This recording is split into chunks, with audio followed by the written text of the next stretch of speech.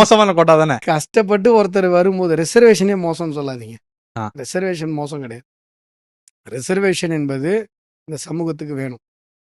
ஏன்னா வந்து அதுக்கு பல்வேறு காரணங்கள் சொல்லிகிட்டே போகலாம்.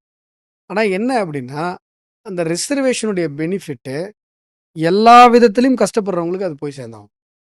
இப்போ நரேந்திர மோடி அவர்கள் வந்து எங்கே அந்த அவருடைய சிந்தனையினுடைய வீரியம் பிரிந்து நிற்கிறது அப்படின்னு சொன்னால், இடபிள்யூஎஸ் கொண்டு வந்தார். ரிசர்வேஷன் பர்ஸ்பெக்டிவ்ல வந்து பிஜேபிக்கு ஒரு பெரிய மிஸ்கன்செப்ஷன் கிரியேட் பண்ணிட்டே இருப்பானுங்க.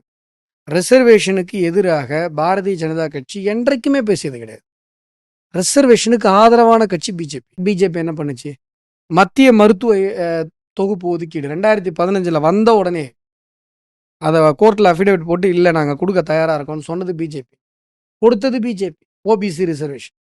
அதற்கு பிறகு சிரியன் கிறிஸ்டின்ஸு, முஸ்லீம்ஸில் ஒரு சில கம்யூனிட்டி, தமிழகத்தில் ரெட்டியார் கம்யூனிட்டி, பிள்ளை கம்யூனிட்டி, வாவு சிதம்பரம் பிள்ளையினுடைய சமூகம், பிராமணர்கள்.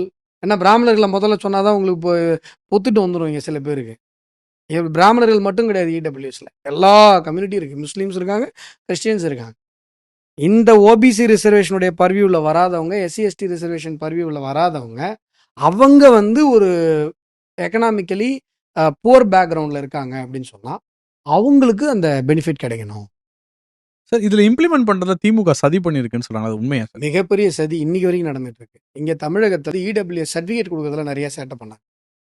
அது நான் கேஸ் போட்டேன். கேஸ் போட்டு அதில் வெற்றியும் பெற்றேன். இடபிள்யூஎஸ் சர்டிஃபிகேட் வந்து கொடுக்கறது அப்ளை பண்ணி இடபிள்யூஎஸ் சர்டிஃபிகேட் கொடுத்தா தானே அதை வச்சு நீங்கள் சென்ட்ரல் கவர்மெண்ட் ஜாபுக்கு அப்ளை பண்ண முடியும். நான் கொடுக்கவே மாட்டேன், கொடுக்கவே மாட்டேன்னாங்க. அப்புறம் அதை கேஸ் போட்டேன் நான். அதுக்கப்புறம் அது அந்த அந்த ஹெட்டில் வந்து ரிமூவ் ஆச்சு. இப்போ என்ன பண்ணுறாங்கன்னா, லஞ்சம் பயங்கரமாக கேட்குறாங்க இடபிள்யூஎஸ் சர்டிஃபிகேட். 8,000 ரூபாயில இருந்து ஆரம்பிச்சு 8,000 ரூபாய் 22,000 ரூபாய் வரைக்கும் லஞ்சம். ஏங்க அவனே காசு கஷ்டப்பட்டு தான் இந்த இது வாங்க வரான், அவன்கிட்ட போய் லஞ்சம் கேட்டால் என்ன பண்ணுவாங்க? கேட்குறாங்க, நீங்கள் விசாரிச்சு பாருங்க. நான் சொல்கிறேன், 8,000 ரூபாயிலேருந்து ஆரம்பிச்சு 22,000 ரூபா வரைக்கும் இடபிள்யூஎஸ் சர்டிஃபிகேட் வாங்குவதற்கு தமிழகத்தில் அரசு அலுவலகங்களில் லஞ்சம் கேட்கப்படுகிறது திராவிட மாடல் ஆட்சியில். என்னன்னா அந்த இடபிள்யூஎஸ்ல மத்திய அரசாங்கத்தினுடைய இடஒதுக்கீட்டில் அந்த 10% இவங்க போயிடக்கூடாதுன்னு சொல்லி திராவிட மாடல் நினைக்கிறது. அது வெறும் பிராமணர் ஸ்டாப் பண்ணதுல உங்களுக்கு என்ன கிடைக்க போகுது? பிராமணர்கள் மட்டும் கிடையாது, நிறைய சமூகம். நான் சொன்ன மாதிரி பிள்ளை சமூகம் இருக்கு, ரெட்டியார் இருக்காங்க, நிறைய சமூகம், கிறிஸ்டியன்ஸ் இருக்கு, முஸ்லீம்ஸ்ல ஒரு பெரியவர். அதை வந்து என்ன கிடைக்க போகுதுன்னு அவங்கள தான் கேட்கணும். ஏன் அவ்வளோ லஞ்சம் வாங்குறாங்கன்னு அவங்கள தான் கேட்கணும்.